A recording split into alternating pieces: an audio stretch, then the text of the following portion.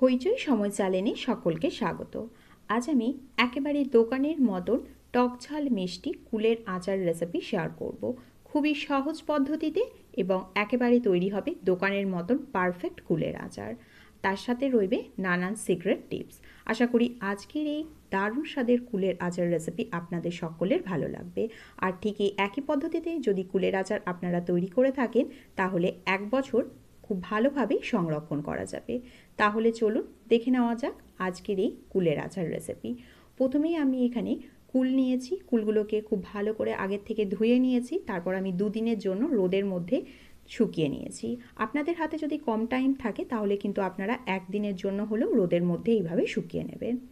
এখন আমি কুলের আচার তৈরি করব, তাই একটা স্পেশাল মশলা তৈরি করে নিচ্ছি। আর এইভাবে যদি স্পেশাল ভাজা মশলা দিয়ে কুলের আচার তৈরি করা যায় তাহলে কুলের আচারের স্বাদ কিন্তু দ্বিগুণ মাত্রায় বেড়ে যাবে। গরম কড়াইয়ের মধ্যে প্রথমেই আমি বেশ কিছু শুকনো লঙ্কাকে 2 মিনিটের জন্য ভেজে নেব, কারণ শুকনো লঙ্কা ভাজতে বেশ কিছুটা টাইম লাগে, তাই শুকনো লঙ্কাটাকে আগে ভেজে নিয়েছি 1 চামচ মৌরি, তার সাথে নিয়েছি ছোটো চামচের হাফ চামচেরও কম মেথি, তার সাথে নিয়েছি 1 চামচ জিরে আর সামান্য একটু নিয়েছি জোয়ান। অবশ্যই জোয়ানটা দেওয়ার চেষ্টা করবেন, তাহলে খুব সুন্দর একটা স্বাদ আসে। আর মেথিটা কিন্তু একেবারে কম দেবেন, মেথি যদি বেশি ব্যবহার করা হয় তাহলে কিন্তু মশলাটা তেতো হয়ে যাবে। সামান্য একটু নুন দিয়ে দিলাম। এবার নুন দিয়ে খুব ভালো করে আমি মশলাটাকে ভেজে নেব। আর আপনারা চাইলে কিন্তু এখানে 2টো তেজপাতাও ব্যবহার করতে পারেন। গ্যাসের ফ্লেমটাকে লোতে রেখে আমি 2 মিনিটের জন্য এই ভাজা মশলাটাকে তৈরি করে নেব। নুন দিয়ে যদি ভাজা মশলা তৈরি করা যায় তাহলে ভাজা মশলাটা কিন্তু পুড়ে যাওয়ার সম্ভাবনা থাকে না। খুব ভালো করে ভাজা হয়ে গেছে। এবার এটার আমি একটা পাউডার তৈরি করে নেব। আশা করি আজকের এই কুলের আচারের রেসিপি আপনাদের সকলের ভালো লাগবে। খুব ভালো করে ভাজা হয়ে গেছে। সেই কড়াইয়ের মধ্যেই আমি এখন দিয়ে দিচ্ছি সর্ষের তেল। আমি এখানে বড় চামচের 1 চামচ পরিমাণে সর্ষের তেল দিলাম। সর্ষের তেলের মধ্যে আপনারা চাইলে কিন্তু 5 ফোড়নও ব্যবহার করতে পারেন, তবে আমি একেবারে সাধারণ পদ্ধতিতে খুব সহজেই এই আচারটা তৈরি করে দেখাচ্ছি। আমি কোনো রকম ফোড়নের ব্যবহার করছি না। ফোড়ন ছাড়াই আমি এখানে গরম তেলের মধ্যে দিয়ে দিলাম সব কুলগুলো। এখানে আমি বড় বাটির 1 বাটি পরিমাণে কুলের ব্যবহার করছি। কুলটাকে দিয়ে খুব ভালো করে গরম তেলের মধ্যে এইভাবে আমি দুবারের জন্য মিশিয়ে নিলাম। এরপর আমি এখানে দিয়ে দিচ্ছি হাফ চামচ পরিমাণে নুন আর তার সাথে দিয়ে দিচ্ছি সামান্য একটু হলুদ।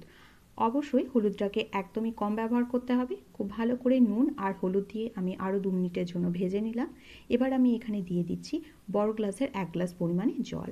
জল খুব বেশি ব্যবহার করবেন না, তখন কিন্তু কুলের আচারটা তৈরি করতে বেশ খানিকটা টাইম লেগে যাবে। 1 বাটি জন্য আমি 1 গ্লাস জলের ব্যবহার করলাম। জলটা যখন ফুটে আসবে তখন আমি এখানে কিছুটা তেঁতুলের কাঠ দিয়ে দেব। আমি এখানে পাকা তেঁতুলটাকে 5 মিনিট আগে ভিজিয়ে রেখেছিলাম জল দিয়ে। এখন আমি এখান থেকে 4 থেকে 5 চামচ তেঁতুলের কাঠ দিয়ে দেব। কুলের আচারের মধ্যে যদি তেঁতুলের কাঠ ব্যবহার করা হয় তাহলে কুলের আচারের কালারটাও সুন্দর আসে আর খেতেও কিন্তু খুবই ভালো হয়। দোকান বা মেলাতে যেরকম টাইপের কুলের আচার পাওয়া যায় তারা কিন্তু তেঁতুলের কাঠটা ব্যবহার করে, তাই অতটা সুন্দর কালার আসে আর খেতেও কিন্তু খুবই সুস্বাদু হয়। এবার আমি বড় বাটির 1 বাটি কুলের জন্য 150 গ্রাম পরিমাণে গুড়ের ব্যবহার করছি। আপনারা চাইলে কিন্তু এখানে চিনির ব্যবহারও করতে পারেন। দেখুন আমি গুড়টাকে দিয়ে আরও 10 মিনিটের জন্য গ্যাসের ফ্লেমটাকে হাইতে রেখে ফুটিয়ে নিয়েছি। আর আস্তে আস্তে আমার জলটা একেবারে শুকিয়ে গেছে আর গুড়টাও কিন্তু খুব ভালোভাবে গলেও গেছে। এখন আমি গ্যাসের ফ্লেমটাকে একেবারে লোতে করে নিয়েছি।